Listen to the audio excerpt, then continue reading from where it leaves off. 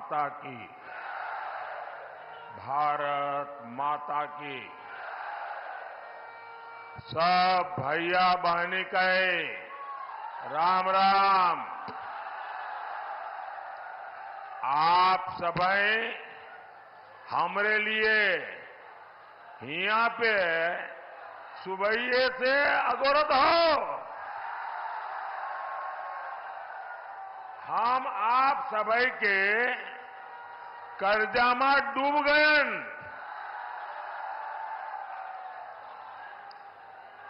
आपके इस कर्ज को मैं और ज्यादा मेहनत करके चुकाऊंगा।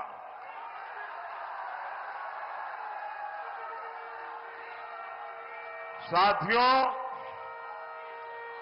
4 जून बहुत दूर नहीं है। आज पूरा देश जानता है, पूरी दुनिया जानती है कि मोदी सरकार की हैट्रिक बनने जा रही है।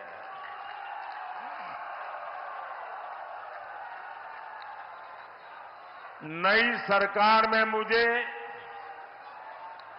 गरीबों के लिए, युवाओं के लिए, महिलाओं के लिए, किसानों के लिए बहुत सारे बड़े फैसले लेने हैं। और इसलिए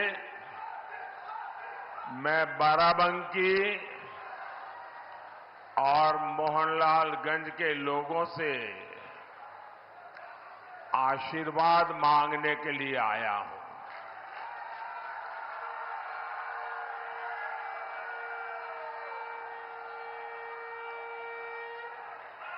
साथियों, आज आपके एक तरफ देश हित के लिए समर्पित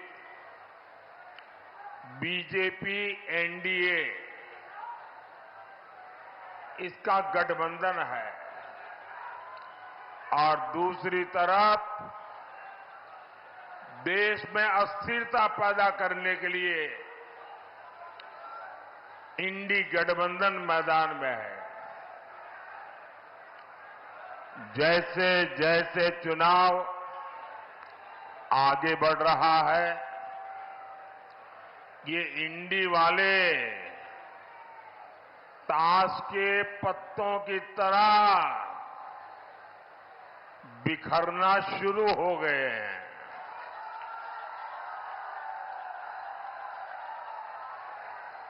यहां जो बबुआजी है, बबुआजी यानी हमारे समाजवादी शहजादे, अब उन्होंने एक नई बुआ की शरण ली है।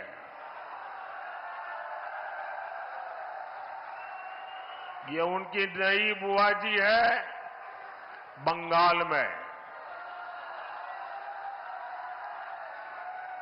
और ये बंगाल वाली बुआ जी ने कह दिया है, इंडी वालों को कहा है कि मैं आपको बाहर से सपोर्ट करूंगी।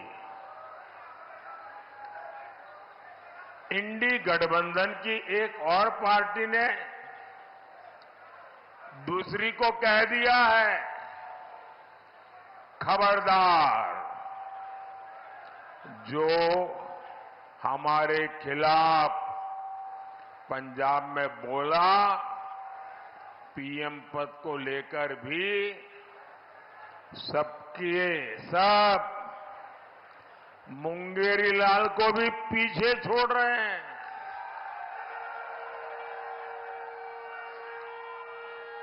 इनके सपनों की इंतहा देखिए। कांग्रेस के एक नेता ने कह दिया कि रायबरेली के लोग प्रधानमंत्री चुनेंगे। ये सुनते ही समाजवादी शहजादे का दिल ही टूट गया।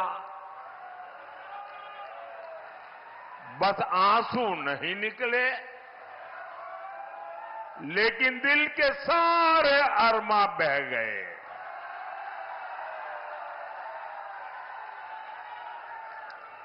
अब आप बताइए, इस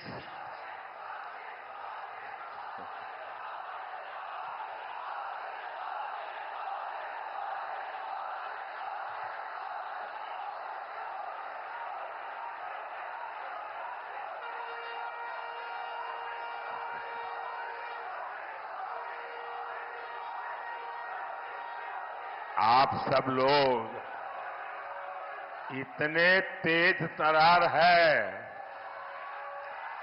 कि सारी बात इशारों में समझ लेते हो।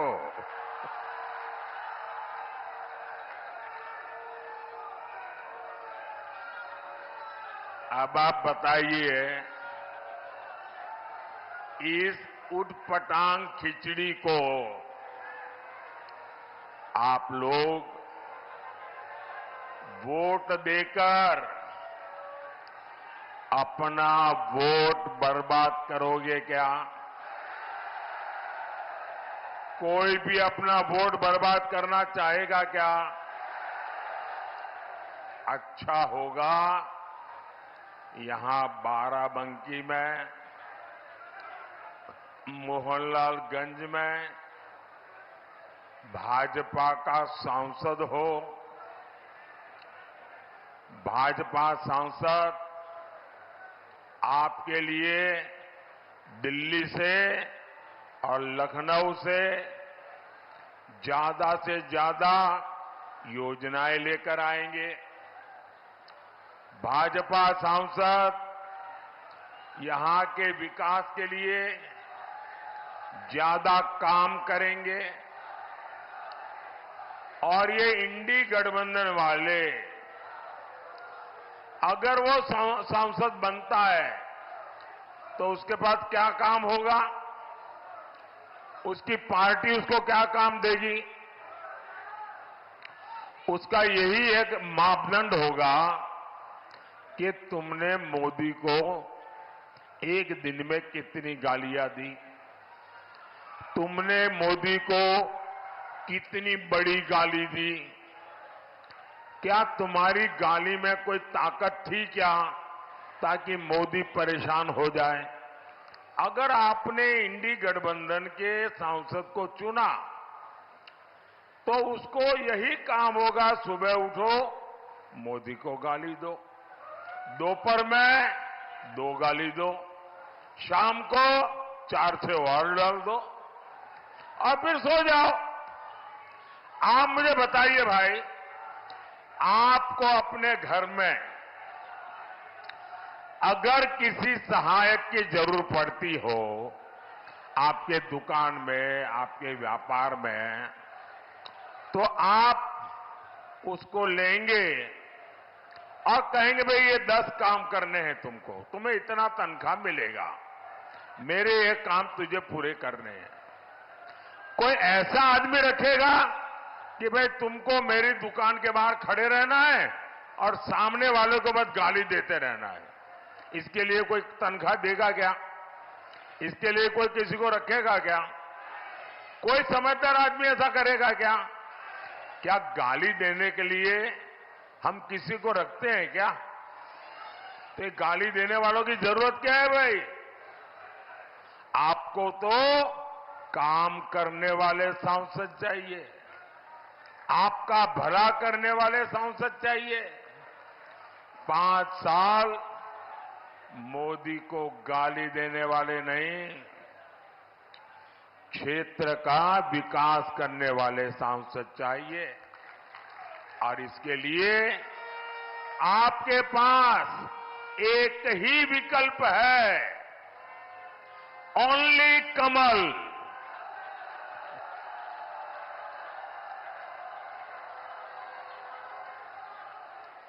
और इसलिए बाराबंकी से बहन राजरानी रावत जी और मोहनलालगंज से भाई कौशल किशोर जी को हर बूथ पर विजयी बनाना है।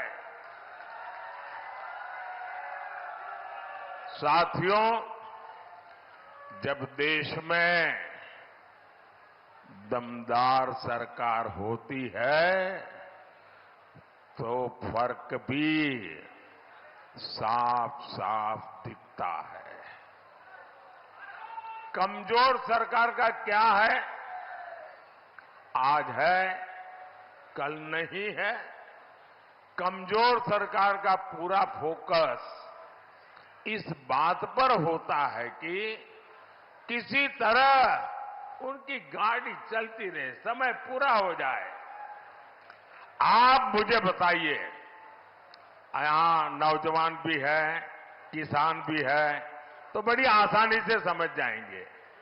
आप मुझे बताइए, 100 सीसी के इंजन से 100 सीसी के इंजन से आप 1000 सीसी की रफ्तार ले सकते हैं क्या? ले सकते हैं क्या? आपको विकास की तेज रफ्तार चाहिए तो वो सिर्फ दमदार सरकार ही दे सकती है, बीजेपी सरकार ही दे सकती है। साथियों, भाजपा की दमदार सरकार का मतलब क्या होता है, ये हमारा अवध बेहतर जानता है, उससे भला अच्छा और कौन जान सकता है। यहां बाराबंकी से लोग राम नाम वाली ईंट लेकर अयोध्या के लिए पैदल निकले थे।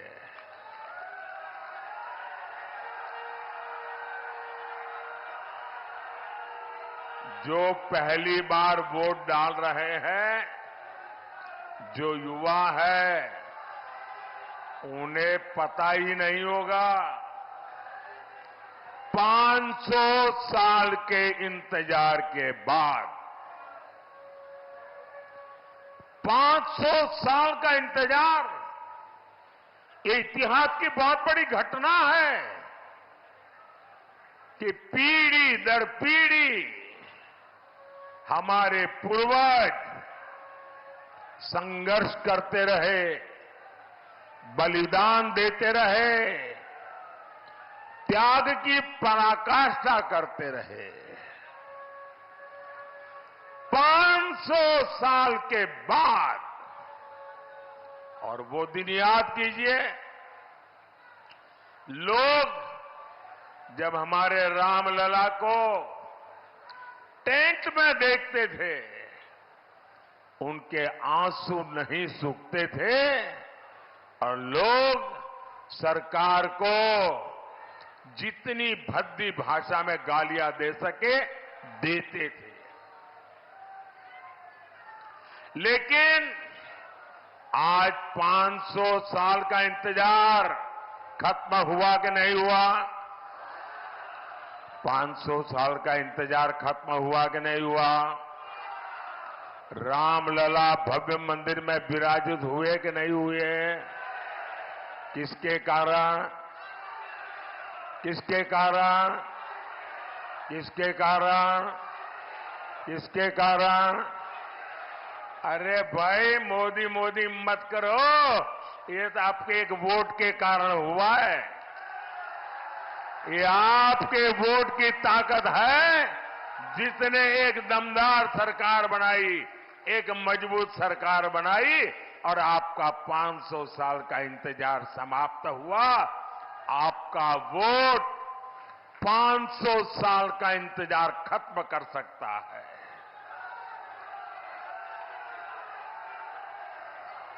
और इसलिए भाइयों बहनों,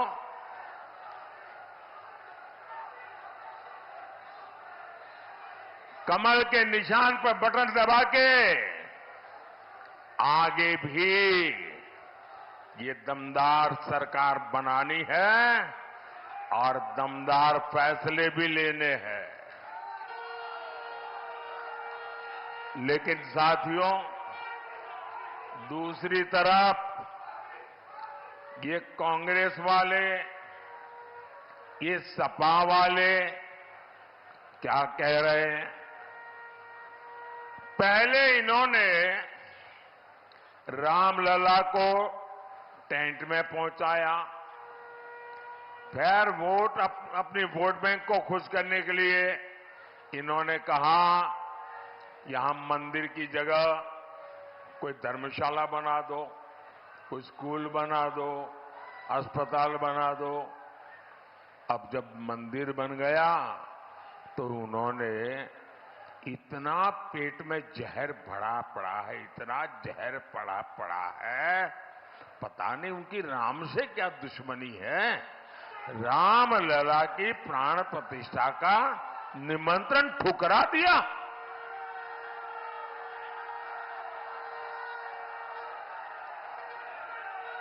अब यहां सपा के बड़े नेता यहां तक कहते हैं, और वो भी रामनवमी के दिन कहते हैं, ये राम मंदिर को बेकार बताते हैं, भद्दी भद्दी बातें करते हैं। और कांग्रेस तो राम मंदिर पर सुप्रीम कोर्ट का फैसला पलटने की तैयारी कर रही है। सपा कांग्रेस वाले, जब मैं ये कहता हूं ना कि भाई कांग्रेस में ही रहने वाले एक नेता ने कहा है कि वे लोग ये कोर्ट का निर्णय पलटना चाहते हैं। कुछ लोगों ने, यार ऐसा तो कैसे हो सकता है, भ्रम में मत रहिए। देश जब आजादी का आंदोलन कर रहा था ना, और देश के टुकड़े करने की बात आती थी, तो देश का हर व्यक्ति का नहीं यार, देश के टुकड़े थोड़े होते हैं, देश के टुकड़े होते हैं। हो गए कि नहीं हो गए? इन्होंने कर दिया कि नहीं कर दिया? ये किसी भी हद तक जा सकते हैं जी। इनका ट्रैक रिकॉर्ड ही ऐसा है।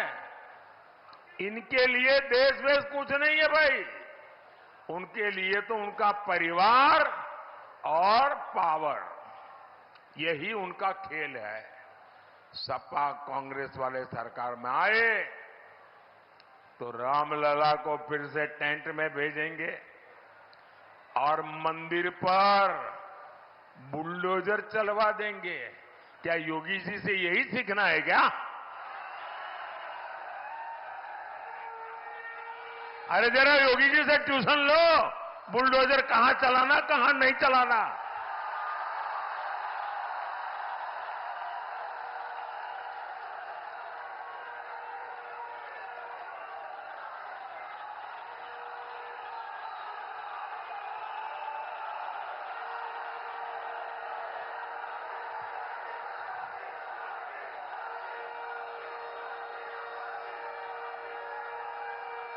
साथियों, ये चुनावी सभा के लिए मैं कहने के लिए नहीं आया हूं। मुझे चिंता है क्योंकि उनका ट्रैक रिकॉर्ड ऐसा है, यही इनकी साजिश है। आप ऐसे लोगों को अगर आप वोट दे सकते हैं क्या? ऐसे लोगों को वोट दे सकते हैं क्या? साथियों, ऐसे लोगों तो वोट तो छोड़िए, ऐसी सजा करनी चाहिए, ऐसी सजा करनी चाहिए उनकी जमानत जब्त हो जाए। साथियों, सपा कांग्रेस के लिए अपने वोट बैंक से बड़ा कुछ नहीं है। और जब मैं इनकी पोल खोलता हूं तो ये बेचैन हो जाते हैं, नींद हराम हो जाती है। लेकिन फिर क्या करते हैं, जैसे बहुत बुखार चढ़ जाए ना तो वो आदमी कुछ भी बोलता है, ये भी कुछ भी बोलना शुरू कर देते हैं, ऐसी गालियां देते हैं। आप मुझे बताइए, बाबा साहब आंबेडकर जब संविधान बन रहा था तब धर्म के आधार पर आरक्षण के सबसे बड़े विरोधी थे। धर्म के आधार पर आरक्षण नहीं होगा, ये संविधान सभा ने निर्णय किया था और सोच विचार करके किया था। अरे इतने ही नहीं, इनके परनाना ने भी धर्म के आधार पर आरक्षण का विरोध किया था। लेकिन 10 साल पहले यहां यूपी में इन लोगों ने धर्म के आधार पर आरक्षण देने की कोशिश की थी और कर्नाटका में तो कर दिया। कर्नाटका को उन्होंने अपनी लेबोरेटरी बनाया है। इन्होंने कर्नाटका में क्या किया, जितने मुसलमान थे उन सब मुसलमानों को रातों रात ओबीसी बना दिया, थप्पा मार दिया, कागज निकाल दिया। अब जो ओबीसी को आरक्षण मिला था उसमें से बहुत बड़ा हिस्सा ये लूट करके चले गए और लोग वहां हाथ घिसते रह गए। क्या यहां आपका आरक्षण कोई लूट जाए आपको मंजूर है क्या? क्या आरक्षण लूटने देंगे क्या? क्या ओबीसी का हक छीनने देंगे क्या? क्या एससी का हक छीनने देंगे क्या? एसटी का हक छीनने देंगे क्या? अरे बाबा साहब आंबेडकर ने जो दिया है उसको कोई हाथ नहीं लगा सकता है। और बिहार के इनके चारा घोटाले के जो चैंपियन है ना, अदालत ने जिनको सजा फरमाई है, अभी जेल से तबीयत के बहाने बाहर घूम रहे हैं, वो तो यहां तक कह रहे हैं कि पूरा का पूरा आरक्षण अब मुसलमान को मिलना चाहिए। अब मुझे बताइए, इसका मतलब दलित, आदिवासी, पिछड़े, ओबीसी, इनके पास कुछ बचेगा ही नहीं भाई। मैं आपकी रक्षा करने के लिए, आपके अधिकारों की रक्षा करने के लिए 400 पार मांगता हूं आपसे।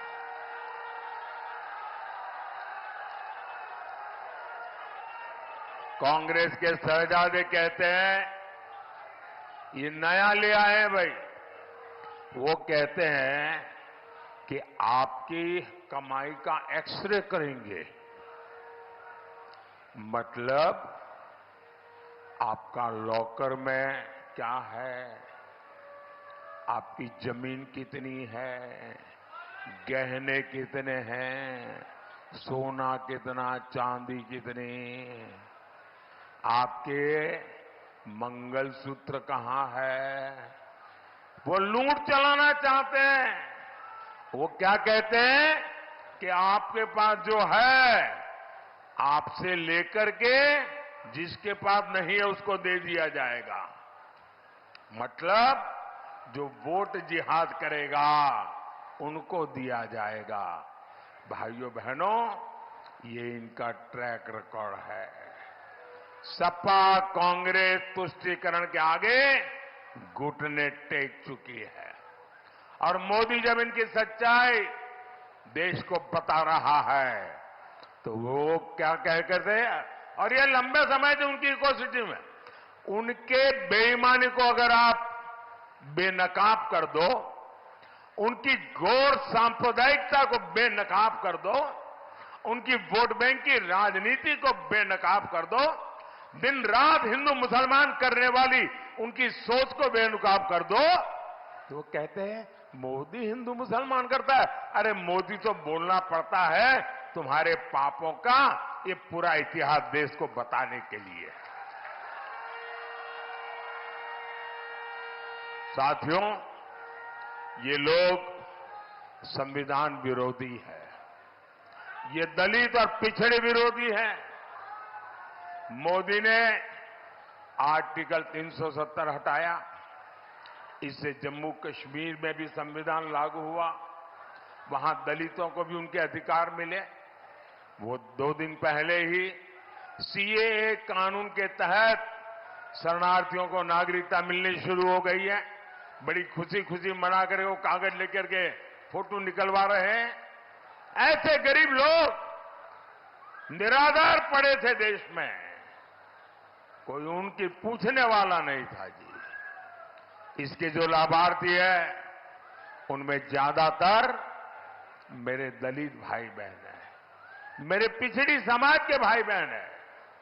सपा कांग्रेस के लोग इसका भी विरोध करते हैं। सपा के लोगों ने यूपी में दलितों के साथ कितना अन्याय किया है ये बच्चा बच्चा जानता है। जो मोदी देश के संविधान को सशक्त कर रहा है उसको लेकर अफवाहें फैलाते हैं। संस्कार देखिए साथियों, भाजपा सरकार बाराबंकी के किसान राम शरण वर्मा जी को बड़े गर्व के साथ पद्म पुरस्कार देती है, पद्म सम्मान देती है।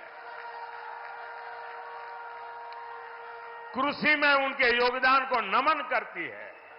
और ये कांग्रेस ही बेनी बाबू जैसे वरिष्ठ नेता का डगर डगर अपमान करते हैं और ये देखकर भी सपा के शहजादे चुप रहते हैं।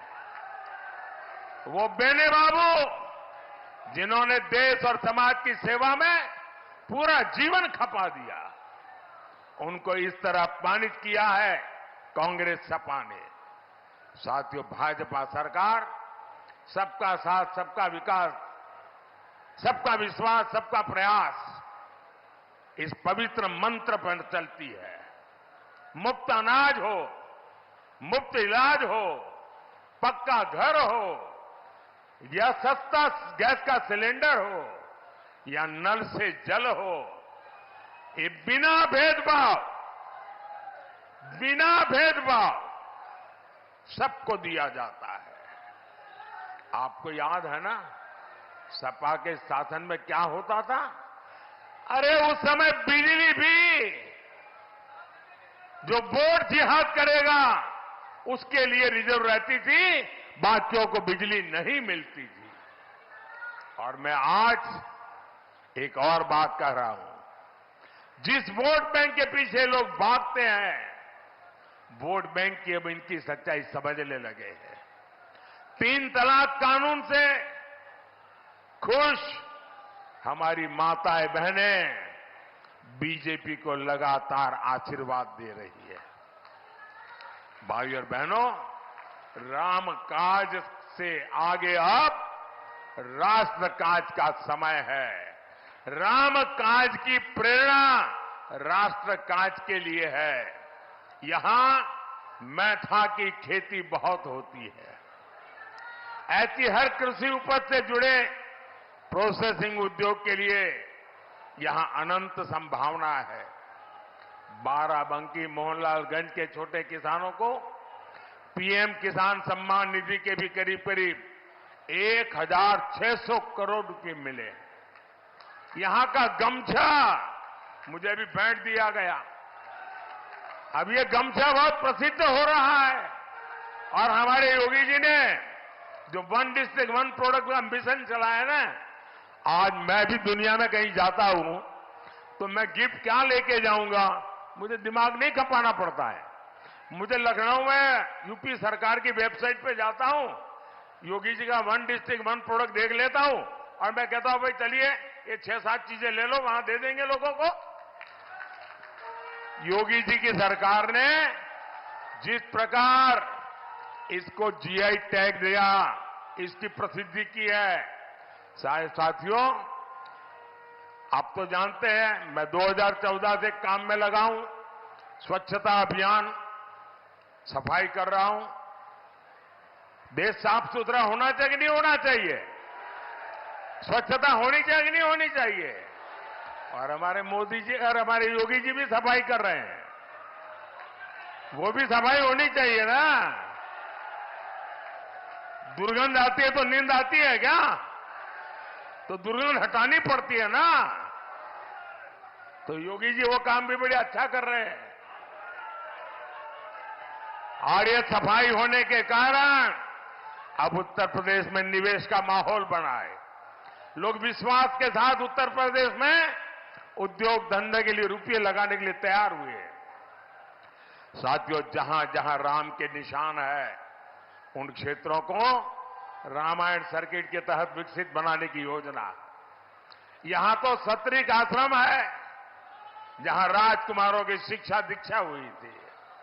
महादेव कॉरिडोर के विकास का काम भी चल रहा है।